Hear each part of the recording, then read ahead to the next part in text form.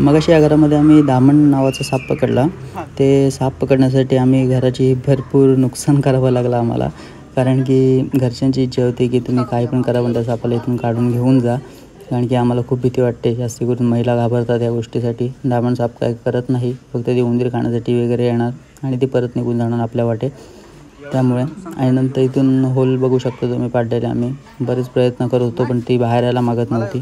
बऱ्याच प्रयत्नानंतर 1.5 तासानंतर आमचे प्रयत्न सफल झाले की आता इथून जिथे तुम्हाला दाखवतो की इथून या एरियातून ती बाहेर पडली आणि नेमकी समोरच आली. त्यामुळे लगेच तिला पकडली, हँडल केली, हातामध्ये घेतली. अत्यंत सुंदर साप होता आणि बघू शकता तुम्ही पिल्लू आहे दामणीचं. अजिबात कुठल्या प्रकारचा त्रास देत नव्हती, शांत होती. काहीतरी खाल्लेलं होतं तिने, म्हणजे उंदीर खाल्लेला असेल.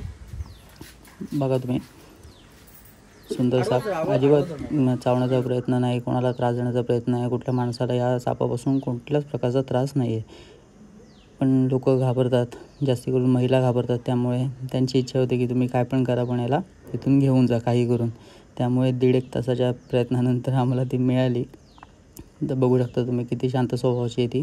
अजिबात कुठल्या प्रकारचा त्रास नाही देत आहे. फक्त तिला आम्ही सोडावं ही तिची अपेक्षा आहे, बाकी काय नाही. अशाच व्हिडिओ माझ्या बघण्यासाठी माझ्या यूट्यूब चॅनलला सबस्क्राईब करा. असंख्य सापांचे व्हिडिओ मी माझ्या चॅनलवरती अपलोड करत असतो. थोडासा सपोर्ट करा, मराठी माणसाला सपोर्ट करा, सर्पमित्रांना सपोर्ट करा. सापांना मारू नका.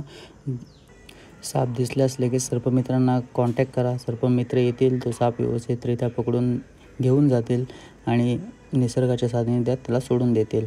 जसा आपला जीव आहे तसा या सापांचा पण जीव आहे. त्यामुळे थोडं सहकार्य करा, सापांना मारू नका. सापांना बघून खूप भीती वाटते, लोकांना माहिती आहे, पण मारण्याचा प्रयत्न करू नका. आमच्यासारख्यांना फोन करा, आम्ही नक्की येत जाऊ प्रत्येक जागेवरती. धन्यवाद.